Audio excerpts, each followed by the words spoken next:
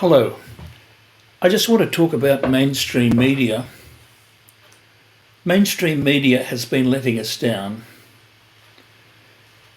The news is almost the same on all channels, the same formula. SBS is a bit better. The ABC's fallen in line with typical commercial channels like Channel 10, Channel 7 and Channel 9. The actual news, as you would realise, news does not emerge except very bad things like maybe the buildings in New York being crashed into by planes. That emerges very clearly. But other news is selected.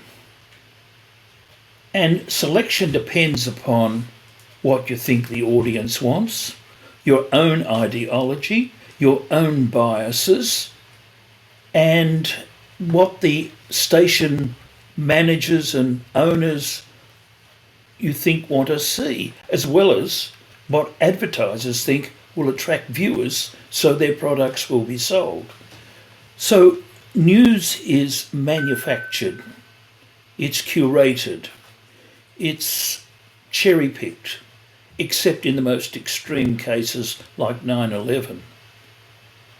Now, you've got to think about, what do journalists know? Well, I've got a degree in journalism and 2 others in communication. Journalists don't do 3 years, 6 hours a day on climate change, nor do they do it on the pandemic. Some journalists do have a speciality, such as sport, which hardly counts with me, although sport is important to young people. Or you might get an economics writer. But of course, in regard to economics, hardly any economists agree with anyone else. It's a very difficult discipline. But at least some of the people have a 3, 4, 5-year tertiary education in economics. However, if the paper is very anti-government or pro-business, then your writing will reflect that. You will get fired if you go too far against the grain or against the managers, owners of the newspaper. That's what happens. Now, the ABC, we thought in the past, would be fairly objective.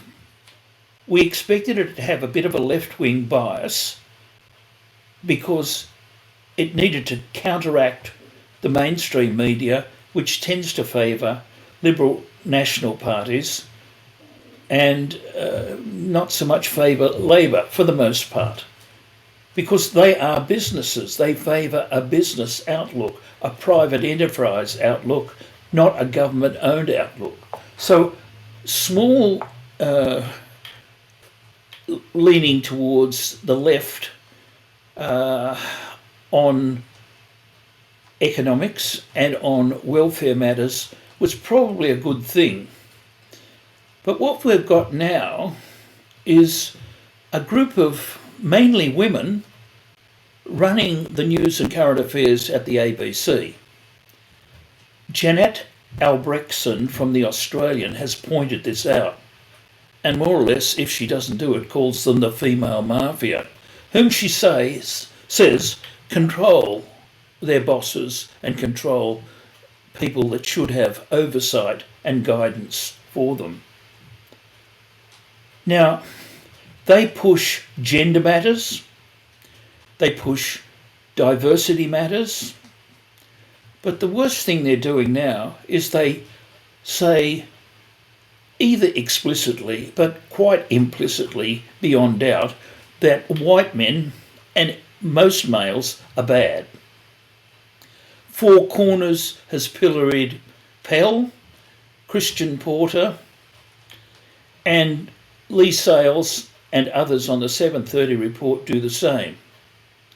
Now, there are bad males, and they seem to have found one bad male, a swimming coach, who interfered sexually with the young people he was training in the 1980s particularly, if not the 1990s. Now, this should have been picked up by the police and other people, Swimming Australia, but apparently it really wasn't. So he's now been taken to Queensland in the last few days to appear before a court, which I think he's appeared before yesterday. So that's good. But the 7:30 report doesn't report on bad women, only bad men. Now, there are bad women. That might surprise you. Anyone that's got a sister or a number of sisters will know that not all sisters' behaviour is like Snow White. Far from it. Men and women are bad, but they're usually bad in slightly different ways.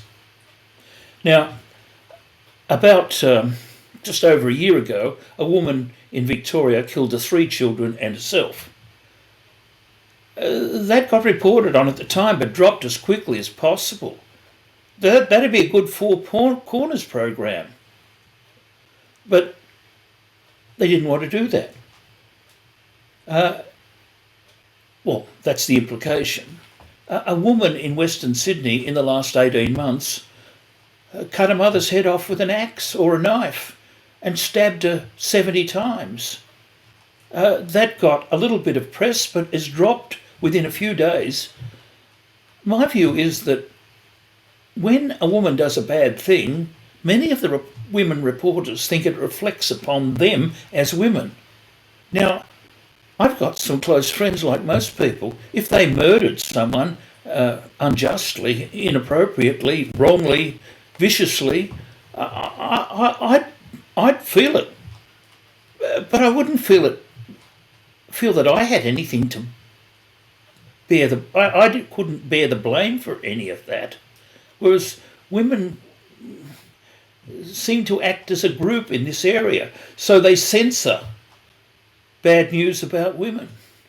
Now, this is pretty sad. Now, marriage equality or gay marriage, that was in the news for years on the ABC. And look, it's got a place. It's an important issue, but not 3 times a week for 3 years. And it's this obsession with women's matters, an obsession with how bad white men are. For instance, Pell's case was eventually thrown out, but it was partly due to women's journalism in the ABC that the case got so much prominence. Now, Pell may be guilty, but anyone who's worth their salt, as we say, should know that there was very little evidence. One person said they had been assaulted. One person has died, and it was said that he was assaulted by Pell. This all happened 25 years ago. Andrew Bolt, who's a bit of a firebrand and stirrer, but is very smart and very passionate about some causes, he stepped out. What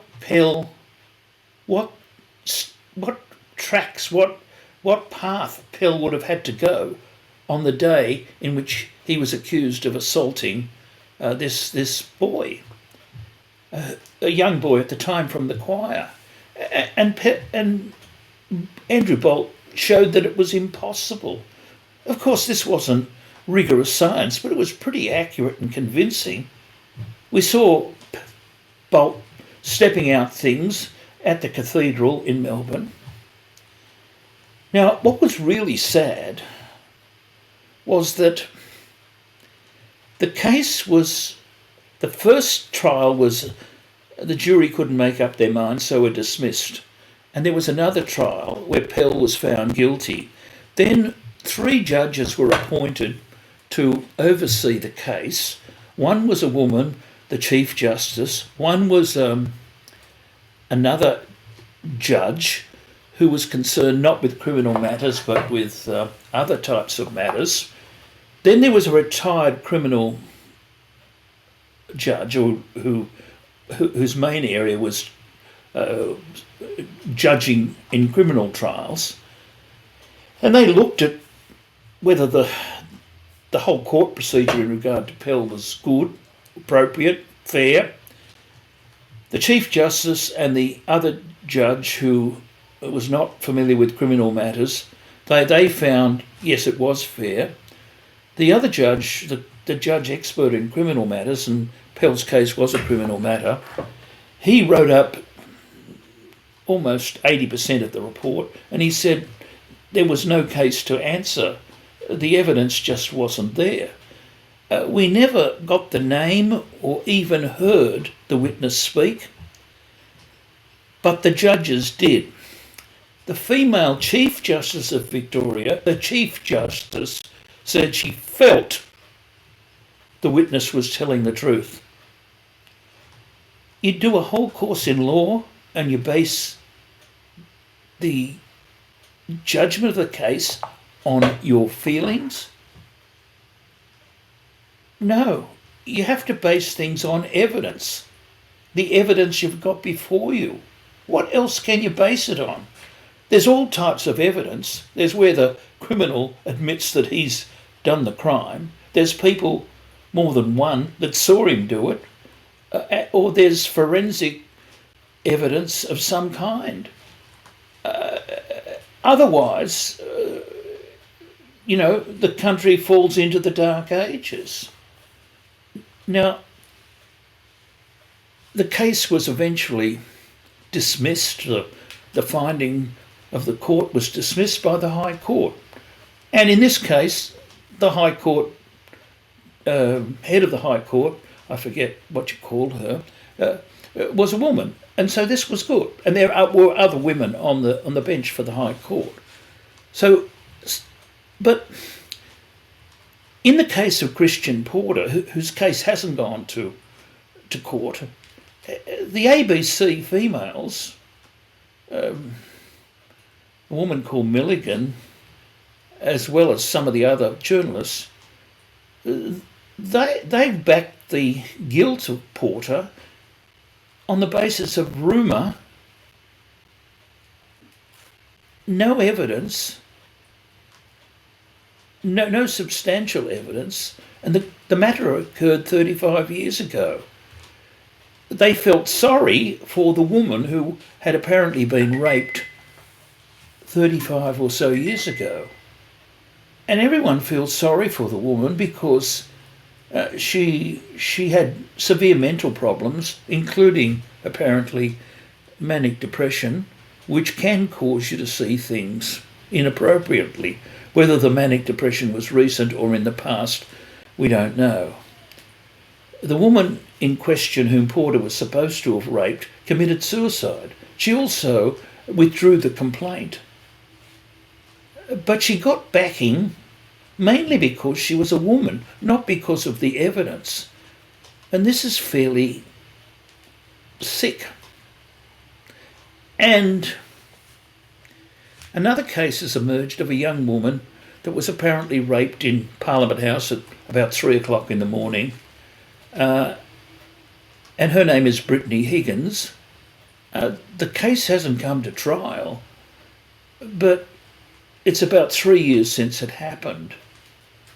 But the man who's accused of raping her, his name's eventually come out. It hasn't got widespread dispersal, but people would know. His life is ruined. We don't know the situation. According to a female security guard, Brittany Higgins was very drunk when she came into Parliament. She could hardly put her shoes on after she went through the special security checking device. In fact, she couldn't put her shoes on. So maybe she was raped, but you have to have substantial evidence. It doesn't have to be perfect, it can be circumstantial, Maybe there was a CCTV that was on. We still don't know. But she's been put on all kinds of committees as being a rape victim, and there's been no court case. She's been offered, I think, $250,000 advance to write a book. Well, that's what the rumour is. Now, this is, and all the time, female journalists have had great sympathy for her, and they've just wanted to get rid of Porter, a white man. I think they just picked on him. He's a bit of a ladies' man too, so that's another reason to pick on him.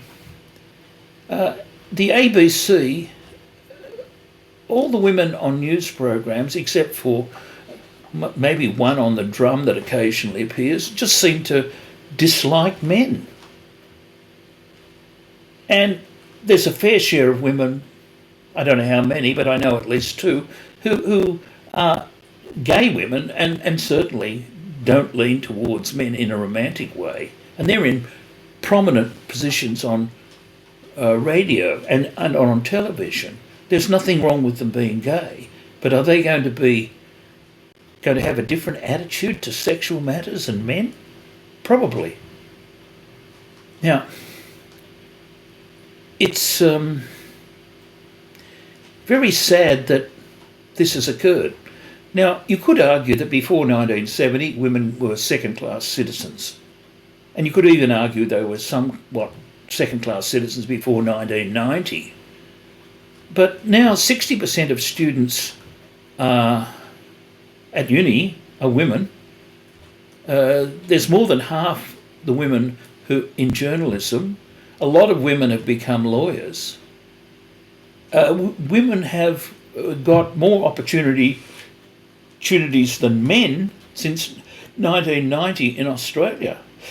And this newfound power hasn't been used well or fairly. I think some of them have wanted to get back at men, but they themselves haven't suffered much, except maybe in their personal lives. Their mothers may have. But you don't do this.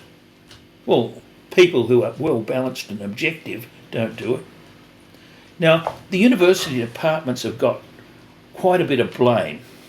Many of the departments are run by left-wing people, and many of them are run by women, the lecturers, and they train our teachers, they lecture to university students, and they've not presented all the theories in regard to psychology and sociology and other matters. They've tended to brainwash the students over the last 30 years, but particularly the last 15, by a theory called postmodernism, and also related to it, overlapping, is cultural Marxism. If someone wrote against those theories, they'd probably fail the course. Now, postmodernism is concerned with power. And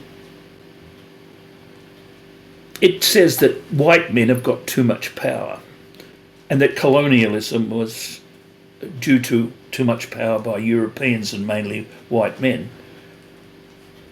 Now, not all white men, not all men are bad. Some are. We've had Hitler and Stalin, yes. And Europeans did think they were superior to other people, but the Chinese think they're superior to other people. The Japanese do as well. Almost any nation thinks it's better than another nation, even the black countries. Now, so this postmodernism, woke, is sometimes the term to explain it in a more general sense, but a bit vaguer, has permeated our universities and has indoctrinated our journalists. I'm talking about most young journalists, but anyone under 50. And this is not good. I did most of my uni before 1990 and most before 1980, so I didn't get as much of this postmodernism. I really didn't get any of it, or cultural Marxism. So the left was once more open-minded than the right, but it's gone the other way. The right was not for free speech way back in the 60s and earlier, but now it's the left that's not for free speech or people being able to state things. Now, as I said earlier, we go mad every few years, and probably madness is more common than sane behaviour. We had the First World War and the Second World War insanity. Particularly the First World War, it just happened for reasons, but it shouldn't have happened. There was really no major reason for it to happen. But clearly there were pressures underneath. Now, the Second World War was due to Hitler. It's funny, Winston Churchill, Enoch Powell warned about Hitler, but not too many other English politicians were concerned. They just wanted to not have another war, and they put their head in the sand, more or less. Churchill was virtually a lone voice because at this stage Enoch Powell wasn't in Parliament, but he did come to Australia. He was the youngest professor of classics at Sydney University and throughout the British Commonwealth, or Empire as it was known then. I think he was 25 or 26, and he was the professor of Greek and classic studies at Sydney University. Now, when he got there, he said, look, I don't know how long I'll be here because Europe's going to have a war. Germany's going to do something bad, and I'll be going back to Europe to help fight the Germans. And this was about 3 or 4 years before the war began. Now, so there's a lot of blindness in communities in regard to a lot of matters. Then, well, we had Stalin and communism, we had Hitler and Nazism. In America, we had McCarthyism, where lots of people's lives were destroyed when they were accused of being communist. The same scare went through Australia, but not quite as bad. Now, we in Australia have been relatively free of any kind of major upheaval. We've had ups and downs, but there's been a steady progression in our lives. So we've been lucky. Now, lately, we've had another ism. We've had ISIS-ism, I suppose you could call it. And that's worried the world and still does. Terrorism, I suppose, would be the word if you're going to put an ism on it. And that still worries people. Now, what is interesting is that an English writer who comes from an intellectual family spoke on an interview program called Trigonometry. His name's Hitchens. His brother was Christopher Hitchens, and I just can't think of his first name. Christopher Hitchens died 5 or 7 years ago. This guy's name's Peter Hitchens, and he spoke about the different kind of policing that now occurs. So that's of quite a bit of interest too. Police are not preventative by walking around as bobbies or in the community and getting to know businesses and individuals. They are reactive. They're in a police station somewhere and they hear someone's died and they rush out in their cars to check on it. But they don't have much of a presence, except occasionally they drive around in their cars, or as recently with helicopters. The brutality of the police has been shown in Melbourne recently. People that were not wearing masks or doing the wrong thing have been brutally kicked and beaten. It's been captured on film. And one of the great films of ever is Clockwork Orange. And it shows how thugs in this film become policemen and are quite violent. They're really thugs, but they've got the imprimatur of the state. Anyhow, back to the issues.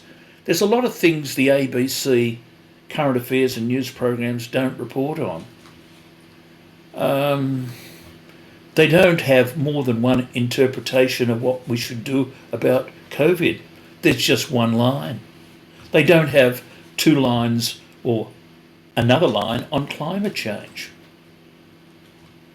There are very intelligent scientists who feel the whole climate change thing is a hoax.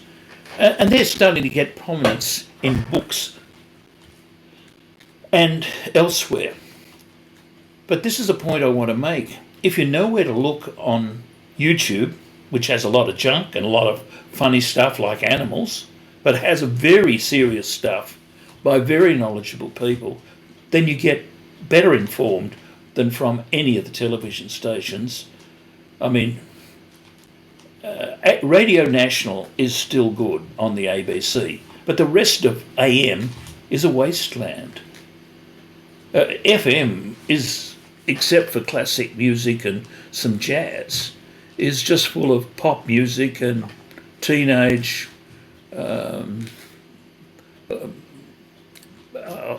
announcers or personalities that appeal to teenagers with rather wacky humour.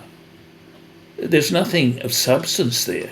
Talkback radio used to be fairly significant, but it's not anymore. Now what's happened is people can produce, like I am producing now, something to go on YouTube, and they can get a following.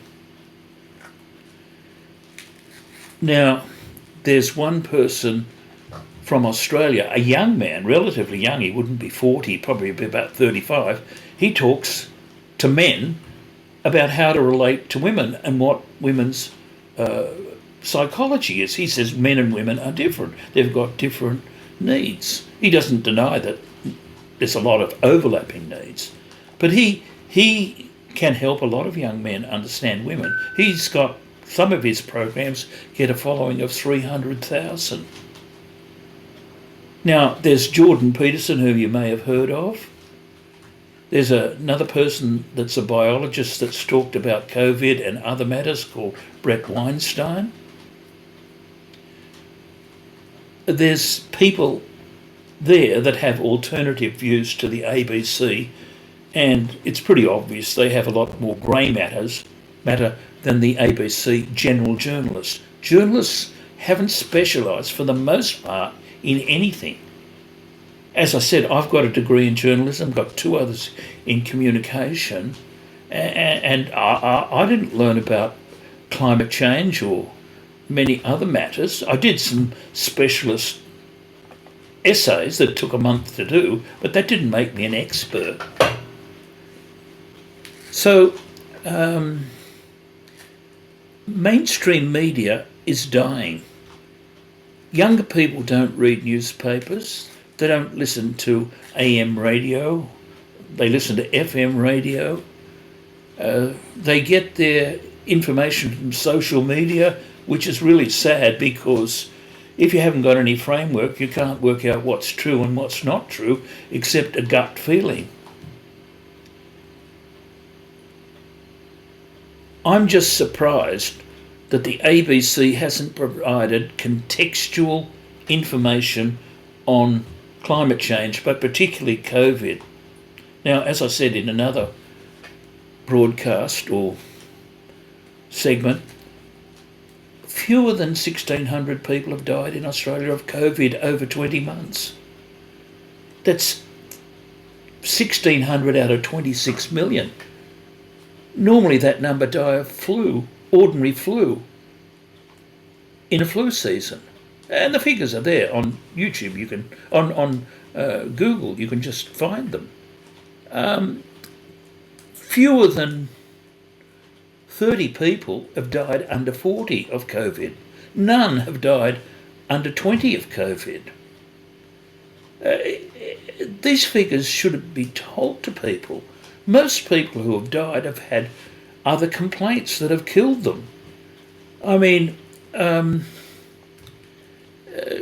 that famous American general, Colin Powell, died in the last 2 weeks, and they said he died of COVID.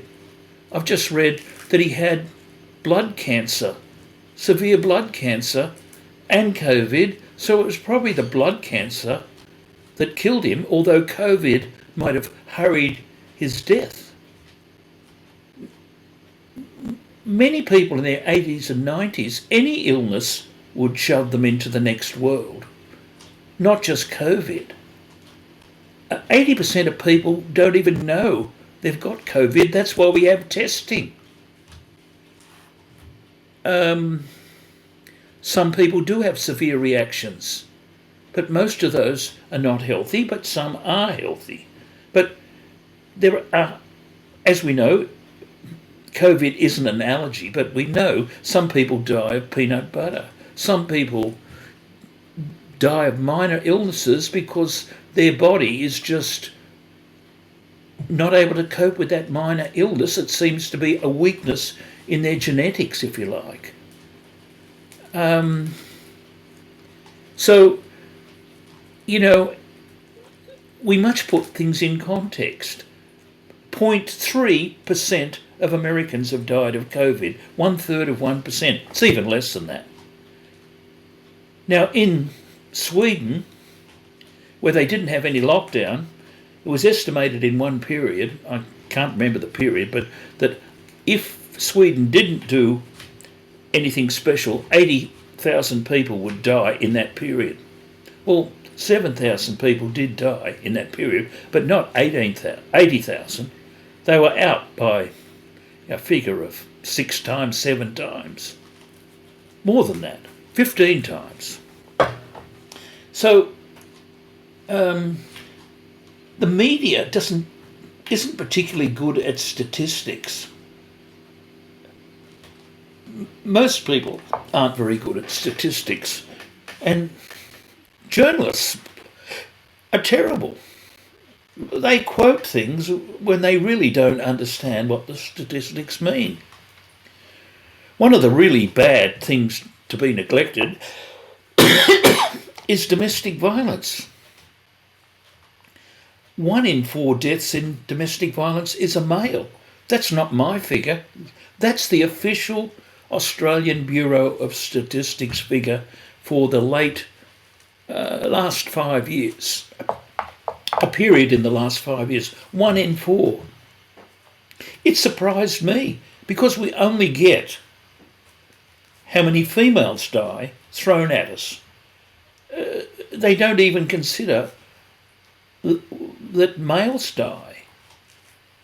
And this is partly due to the fact that it's now acceptable to promote female problems and ignore male problems.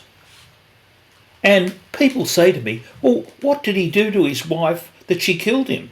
But they don't say that in regard to women being killed. And there's these slogans that are thrown around, believe all women. Now, you believe the evidence. So, mainstream media has really let us down. It has very strong biases in many ways. Anti-white male, anti-male. That's prominent now. Pro-females, all females are Snow White. They can do no wrong, and when they do wrong, it's implied that it's the male's fault. You probably don't know that in 2014, a woman who was probably part Torres Strait Islander or Indigenous Aborigine, if that's not a contradiction or repetition in terms of redundancy, She killed 8 children. 7 of them were hers.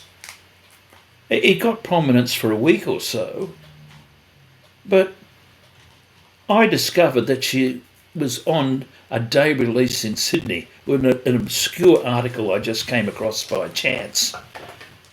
But otherwise, no one knows her name, no one knows what's happened to her. It just gets buried. I don't think we can believe that a woman, a mother, could do this. It's just too much for us. One case, the Catherine Knight case from the Hunter Valley, about 15 or 20 years ago, the newspapers agreed to bury it. It was so gruesome. They said we can't continue to publish anything about this case. Catherine Knight worked at an abattoirs cutting up meat. She killed a partner, cut him up and served him up as soup or stew to his children.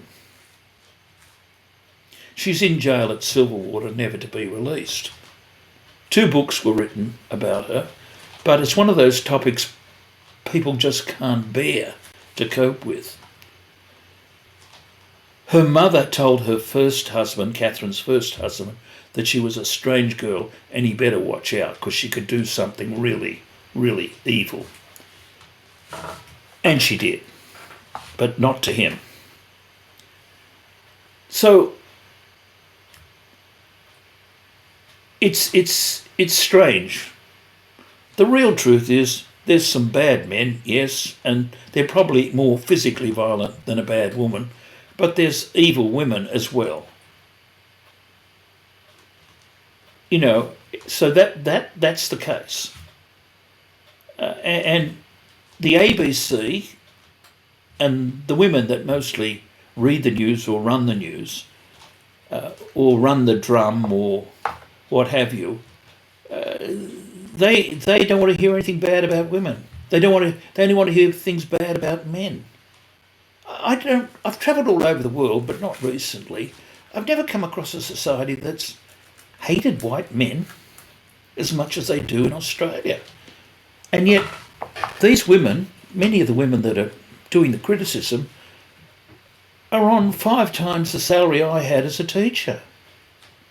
They're on, $300,000 to $500,000 a year. It's pretty sad. But this kind of point of view that I'm putting forward, you're welcome to criticise it, but it doesn't even get an airing on mainstream. It does get an airing on YouTube.